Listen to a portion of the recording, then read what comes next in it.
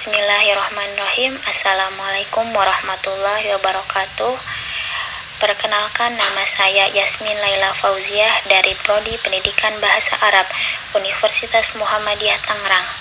Di sini saya akan menjelaskan mengenai ilmu pendidikan Islam tentang fitrah manusia dan implikasinya terhadap kegiatan pendidikan Islam.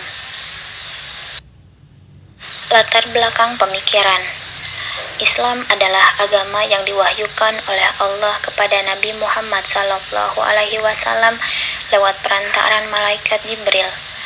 Sementara proses awal diturunkan Islam sudah mempunyai perhatian yang begitu besar terhadap kemajuan hidup manusia dengan memerintahkan untuk belajar, yaitu membaca, yang merupakan bentuk bagian penting dalam proses pendidikan. Perintah membaca ini tergambar lewat wahyu Allah yang pertama turun kepada Nabi yang terdapat dalam surat Al-Alaq ayat 1-5.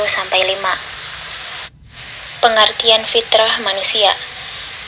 Pendapat Samsul Nizar, secara bahasa, kata fitrah itu berasal dari kata fatoro yang berarti menjadikan.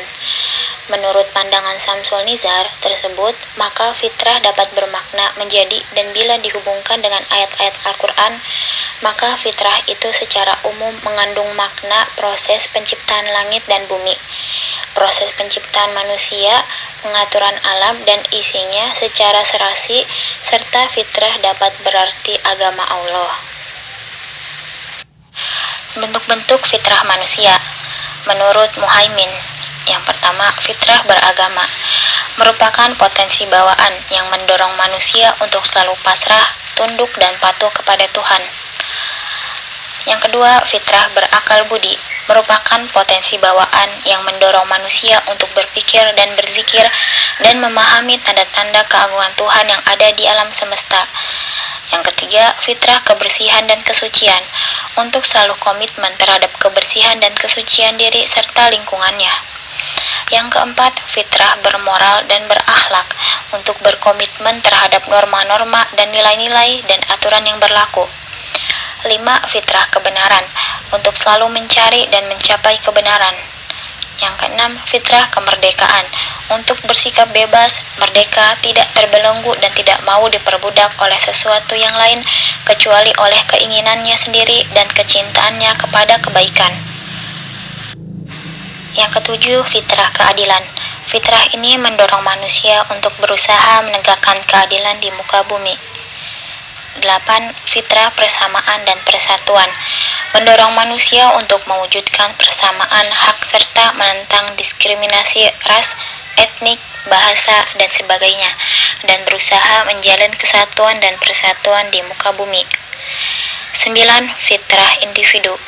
Fitrah ini mendorong manusia bersikap mandiri, bertanggung jawab atas segala tindakan yang dilakukan, mempertahankan harga diri dan kehormatannya, serta menjaga keselamatan diri dan hartanya. 10. Fitrah sosial. Fitrah ini mendorong manusia untuk hidup bersama, bekerja sama, bergotong royong, saling membantu, dan sebagainya. 11. Fitrah seksual.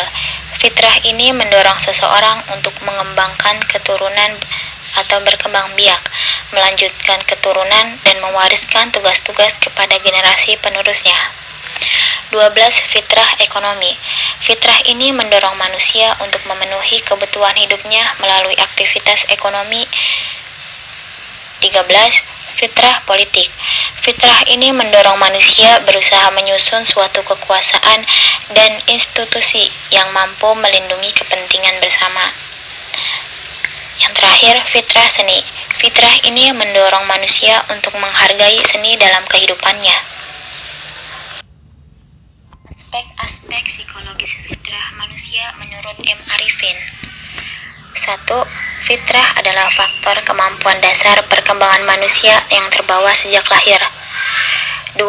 Potensi dasar itu berkembang secara menyeluruh yang menggerakkan seluruh aspek-aspek yang secara mekanistik satu sama lain saling mempengaruhi. 3. Aspek-aspek fitrah merupakan komponen dasar yang bersifat dinamis. 4. Komponen dasar meliputi bakat, insting, nafsu. 3.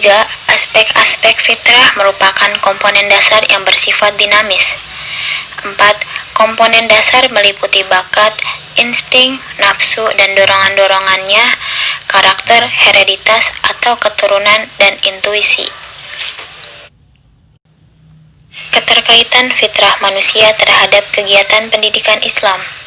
Secara ilmiah adalah manusia tumbuh dan berkembang dalam kehidupan yang dimulai sejak dalam kandungan hingga meninggal, tentu mengalami proses tahapan demi tahapan. Memang Allah telah membekali manusia dengan berbagai fitrah atas kemampuan, tetapi bukan menjadi jaminan keberadaan kemampuan tersebut serta-merta langsung menjadikan manusia menjadi manusia yang berkualitas dan menjalankan aktivitas kehidupannya.